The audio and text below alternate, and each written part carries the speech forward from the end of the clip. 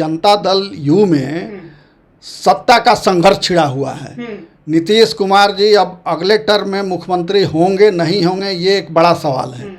अगर आरसीपी सिंह ने मान लेते हैं कि अवैध तरीके से इस संपत्ति अर्जित की, तो अब तक छुपा हुआ नहीं होगा। ये तो कल या परसों में या केंद्रीय मंत्री बनने के बाद से ये जमीन उन्होंने रजिस्ट्री नहीं कराई है। इतनी हैसियत उमेश कुशवाहा जी की है कि वो नीतीश कुमार से बिना पूछे आरसीपी सिंह को शोकॉज नोटिस भेज दे। आप जरा सोचिए कि आरसीपी ने अगर अपना मुंह खोल दिया तब क्या होगा। तब तो कोई बेदाग नहीं बचेगा जनता दल यूनाइटेड के अंदर। किस मंत्री ने कितनी कमाई की, किस विधायक सांसद ने कितनी कमाई की, उसका तो पूरा ब्यौरा उनके पास होगा। नमस्कार, आप लाइव बिहार देख रहे हैं। मैं हूं राजमोहन तिवारी। आज सुबह सुबह दैनिक भास्कर जब आपने अखबार उठाया होगा तो आपने पहले पेज पर ही आरसीपी सिंह के संबंध में एक बड़ी खबर पड़ी होगी और उसमें यह जानकारी दी गई है कि जनता दल यूनाइटेड ने खुद जांच किया और ये बात सामने आई है कि अपने 9 साल के कार्यकाल में जब आरसीपी सिंह नीतीश कुमार के बेहद करीबी रहे, उस दौरान उन्होंने अकूत संपत्ति बनाई और जनता दल यूनाइटेड ने अब इसको लेकर आरसीपी सिंह से जवाब मांगा है। आखिरकार ये क्या इशारा करता है? अब जनता दल यूनाइटेड आखिरकार क्या चाहता है या नीतीश कुमार क्या चाहते हैं? अब आरसीपी सिंह का क्या होगा, बात करेंगे। हमारे साथ वरिष्ठ पत्रकार प्रवीण बागी जी हैं। क्या होगा सर अब आरसीपी सिंह का? ये सब क्या चल रहा है अब जेडीयू में? ये देखिए, आरसीपी सिंह के विदाई की तैयारी है। तो विदाई 2 तरह से होती है। एक तो कि सम्मानजनक विदाई करके उनको रिटायर कर दिया जाए, जैसे भाजपा ने अपने कुछ बड़े नेताओं को रिटायर किया, संरक्षक मंडल बना करके उनका मेंबर बना दिया। और दूसरा तरीका होता है विदाई का कि अपमानित करके, प्रताड़ित करके उनको बाहर करना।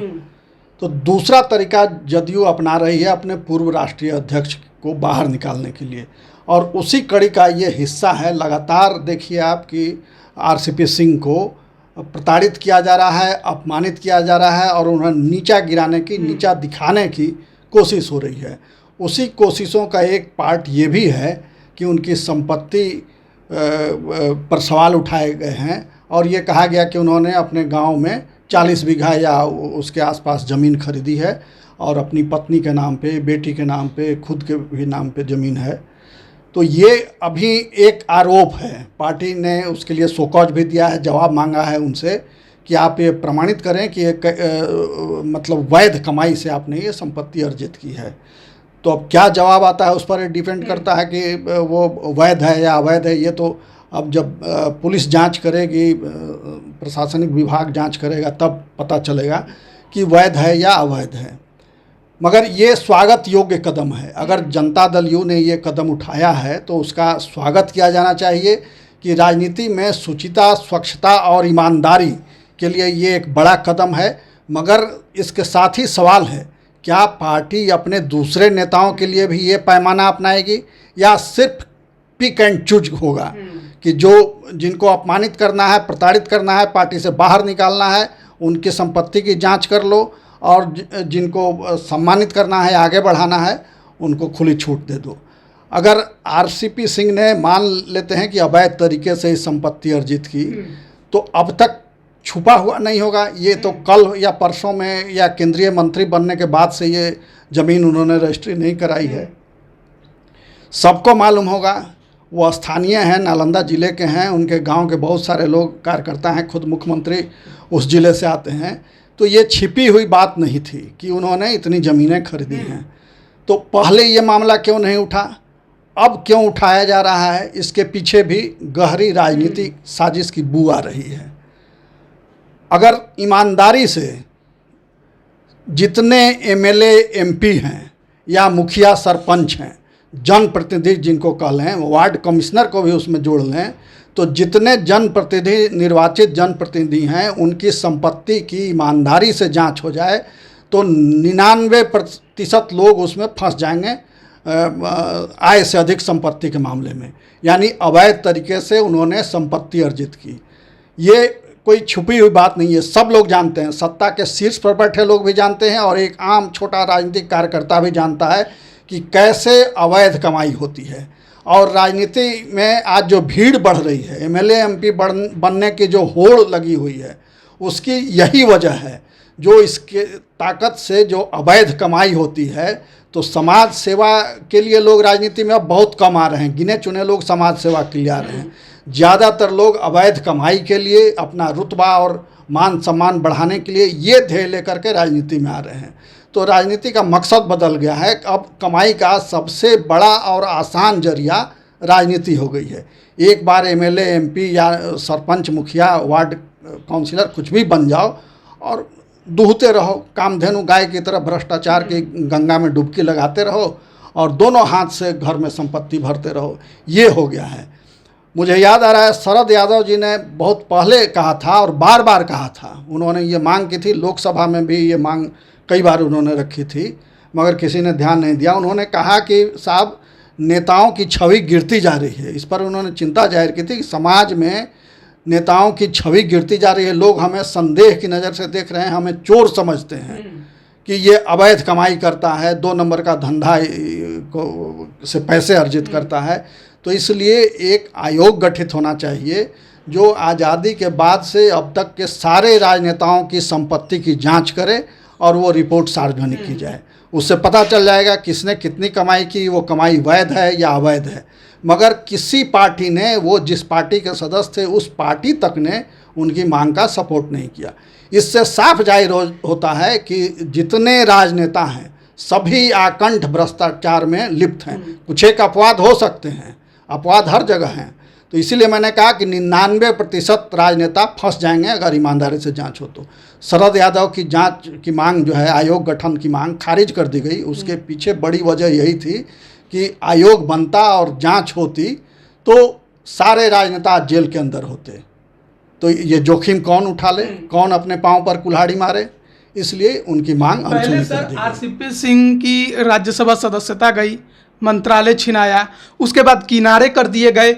अब जहाँ जहाँ घूमते हैं वहाँ नारा लगता था कि अगला सीएम कैसा हो, आरसीपी सिंह जैसा हो। तो क्या जो सीएम बनने का उनका महत्वाकांक्षा था वो उन पर अब भारी पड़ रहा है?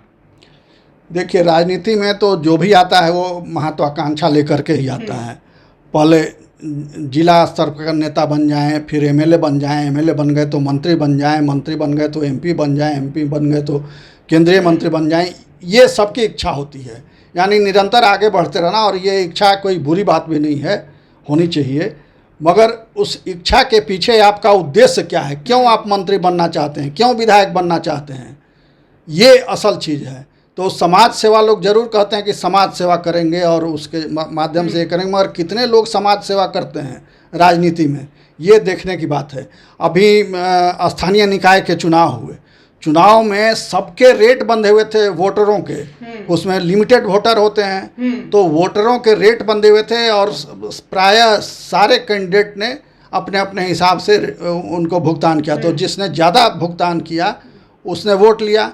और इतना ही नहीं, जो वोटर दूसरे प्रदेशों में नौकरी कर रहे हैं वहाँ से उनको बुलाया गया, बस भेज करके, ट्रेन का टिकट दे करके बुलाया गया। इतने बड़े पैमाने पर मुखिया, सरपंच, वार्ड पार्षद के चुनाव के लिए खर्च किए गए। तो इससे आप समझ सकते हैं कि किसी ने अपना खेत बेच करके खर्च किया नहीं होगा, और किया भी होगा तो वो इस उद्देश्य से किया होगा कि उसका चौगुना हम जीत करके वसूल लेंगे। जेडीयू में सर्वमान्य नेता नीतीश कुमार, कहा यह भी जाता है कि अभी वैकेंसी नहीं है बिहार में सीएम की, यानी कि अभी वो भी आकांक्षा रखते हैं आगे सीएम रहने की। तो ऐसे में जब आरसीपी सिंह, जो कि उन्हीं की पार्टी के, उन्हीं के कभी करीबी थे, अब सीएम बनने का नारा लगाएंगे तो कार्रवाई तो होगी। बिल्कुल होगी, कार्रवाई होगी।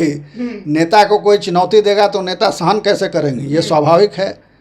तो देखिए, ये हकीकत ये है कि जनता दल यू में सत्ता का संघर्ष छिड़ा हुआ है। नीतीश कुमार जी अब अगले टर्म में मुख्यमंत्री होंगे नहीं होंगे, ये एक बड़ा सवाल है, क्योंकि उन्होंने भी अपनी ओर से अनिच्छा जाहिर कर दी है। कहा भी है कि हम तो इसी बार नहीं बनना चाहते थे, मगर बीजेपी का दबाव था कि नहीं, हम लोगों ने आपको, वो तो सर सीटें कम हुई इस वजह से।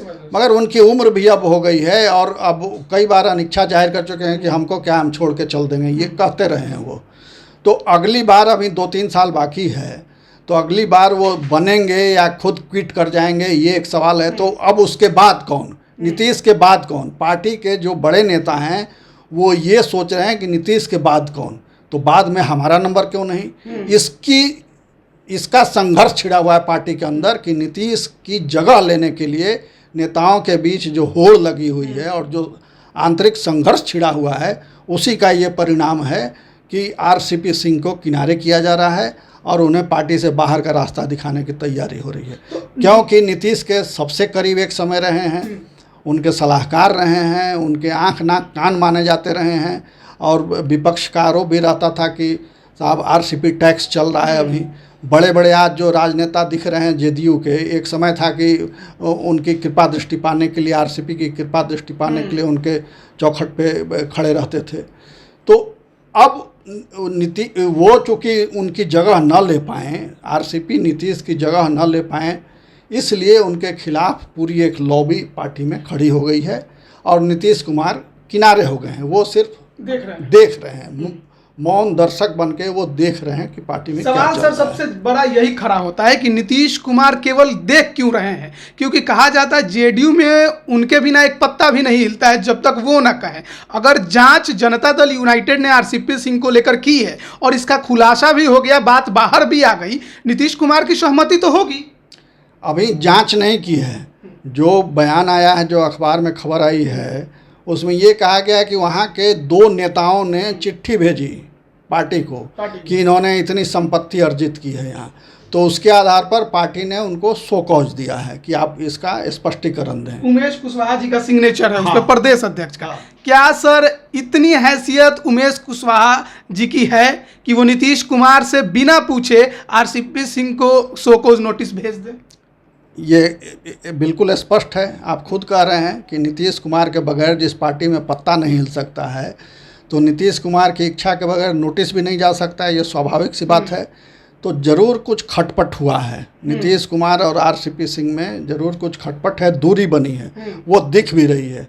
क्योंकि लंबा अरसा हो गया दोनों नेताओं की मुलाकात नहीं हुई, तो एक ही पार्टी में रहते हुए और इतने करीब रिश्ते रहते हुए भी मुलाकात ना होना लंबे समय तक सारी कहानी कह रहा है। और जिस तरह से उन पर लगातार वार हो रहे हैं आरसीपी पर और नीतीश कुमार खामोश हैं, तो इसका मतलब कि नीतीश कुमार का संरक्षण उन पर वार करने वालों को मिला हुआ है, तभी उन पर वार हो रहा है। नहीं तो किसी की हिम्मत नहीं थी कि आरसीपी पर कोई उंगली उठाए, कोई एक सवाल पूछे। आरसीपी टैक्स की बात भी आपने कहा कि हमेशा विपक्ष करता रहा है, लेकिन जेडीयू ने हमेशा उनको डिफेंड किया जब भी इस तरह की बातें हुई। और अब जबकि इस तरह की बातें खुलेंगी तो क्या नीतीश कुमार पर भी आंच नहीं आएगा कि आपके रहते हुए ही तो ये सारे काम उन्होंने किए हैं? आपने अच्छा सवाल उठाया। ये तो अभी आरसीपी पर हमला हो रहा है और उनकी संपत्ति पर सवाल उठाए जा रहे हैं। आप जरा सोचिए कि आरसीपी ने अगर अपना मुंह खोल दिया तब क्या होगा? तब तो कोई बेदाग नहीं बचेगा जनता दल यूनाइटेड के अंदर। किस मंत्री ने कितनी कमाई की, किस विधायक सांसद ने कितनी कमाई की, उसका तो पूरा ब्यौरा उनके पास होगा, क्योंकि वो मुख्यमंत्री आवास के करीब रहे और उनके आँख नाक कान बने रहे, तो सारी जानकारी उनसे हो करके ही मुख्यमंत्री तक जाती रही होगी। तो वो अगर मुंह खोल दें तो सारे नेताओं के मुंह पर कालिख फूट जाएगी। अब वो मुंह खोलते हैं कि खामोश रहते हैं, ये देखना दिलचस्प होगा। तो आगे की रणनीति क्या है सर? क्योंकि जनता दल यूनाइटेड आगे क्या करेगा कुछ समझ में अभी नहीं आ रहा है। नीतीश कुमार ने पहले 2 खेमे बनाए, एक ललन सिंह, एक आरसीपी सिंह। ये नीतीश कुमार ने खुद बनाए। जिस प्रकार वो मंत्री बने केंद्र में आरसीपी सिंह, उसके बाद साफ दिखाई दे रहा था। अब आरसीपी सिंह किनारे हो गए, अब आरोप भी तय होने लगे कि आरोपित हो गए हैं उनके ऊपर ये भ्रष्टाचार के मामले, आरसीपी टैक्स को लेकर एक बार फिर अब विपक्ष आगे बढ़ेगा, नीतीश कुमार पर भी सवाल खड़ा होगा। बिहार की राजनीति में जनता दल यूनाइटेड अब कहाँ है? जनता दल यूनाइटेड अभी भी है, जब तक नीतीश कुमार हैं तब तक तो है जनता दल यूनाइटेड। क्योंकि नीतीश कुमार अभी भी ये मानना पड़ेगा कि बिहार में सबसे बड़े नेता हैं वो। भले सीटें उनकी कम हो गई हों, मगर निष्पक्ष तरीके से देखिए तो नीतीश कुमार सबसे बड़े नेता हैं बिहार के, और इमेज भी उनकी ठीक ठाक है। कोई उन पे कोई दाग वैसा नहीं लगा है जिसके आधार पर ये कहा जा सके कि आप इस मामले में आरोपित हैं, ये हैं, वो हैं। तो साफ़ सुथरी छवि कही जा सकती है कि है उनकी, और तमाम दल उनको अपने साथ लेने के लिए लालायित हैं, चाहे वो आरजेडी हो, चाहे कांग्रेस हो या वामपंथी दल हो। हर कोई ये चाहता है कि नीतीश हमारे साथ आ जाएं, नीतीश हमारे खेमे में आ जाएं। इसकी वजह यही है कि उनकी लोकप्रियता बनी हुई है और साफ सुथरी इमेज है। तो क्या इसे एक और इशारा माना जा सकता है कि विपक्ष के साथ जाने का, क्योंकि आरसीपी सिंह बीजेपी के क्लोज माने जाते थे, उनके ऊपर इस तरह की कार्रवाई करके क्या किसी को दिखाना और बताना, एहसास कराना, ये इशारा जाता है? ये माना जा सकता है, मगर हमको नहीं लगता है कि इसमें बीजेपी को कोई सबक देने का उद्देश्य होगा। ये जो पार्टी के अंदर जो सत्ता संघर्ष छिड़ा हुआ है उसी का ये नतीजा है कि उनको ध्वस्त कर दो तो सिर्फ एक ही नेता बचते हैं वहाँ नीतीश जी के बाद, ललन सिंह जी। तो ये उनके मार्ग को प्रशस्त करेगा। अगर आरसीपी आउट हो जाते हैं, पार्टी से बाहर निकल जाते हैं, तो ललन सिंह का रास्ता एकदम प्रशस्त हो जाएगा, कोई उनका चुनौती देने वाला उनको नहीं रहेगा। तो ये सारी तैयारी उसी की है। देखते हैं सर अब आगे क्या होता है। और जिस प्रकार से जनता दल यूनाइटेड में संघर्ष छिड़ा हुआ है, सत्ता की लड़ाई है, साथ ही साथ नीतीश कुमार जाएंगे तो उनकी जगह कौन लेगा। आरसीपी सिंह एक बड़ा चेहरा थे, लगता था कि अगले सीएम के उम्मीदवार हो सकते हैं, लेकिन बाद में हुआ क्या, पहले राज्यसभा का टिकट कटा, फिर मंत्रालय छिनाया, और अब ये बड़ा आरोप उन पर खुद जेडीयू ने लगा दिया है कि आप ही के तरफ से 2 लोगों के का जो है वो लेटर मिला है पार्टी को कि आपने अकूत संपत्ति बनाई है अब पिछले 9 सालों के अंदर में। स्पष्ट जवाब उनको देना है, क्या कुछ जवाब देंगे ये भी देखने वाली बात होगी। लेकिन जनता दल यूनाइटेड आगे किस रास्ते पर जाएगा, जनता दल यूनाइटेड में आगे क्या होगा, नीतीश कुमार क्या सोचते हैं, वो क्या करेंगे, ये सभी भविष्य के गर्भ में बातें हैं। लेकिन कहीं ना कहीं जेडीयू के अंदर जो संघर्ष छिड़ा हुआ है अब वो साफ दिखाई देने लगा है। अब बने रहिए लाइव बिहार के साथ, तमाम अपडेट हम आप तक पहुंचा रहे हैं। आप सभी का बहुत बहुत धन्यवाद। लाइव बिहार यूट्यूब पर सब्सक्राइब और फेसबुक पर लाइक जरूर करें।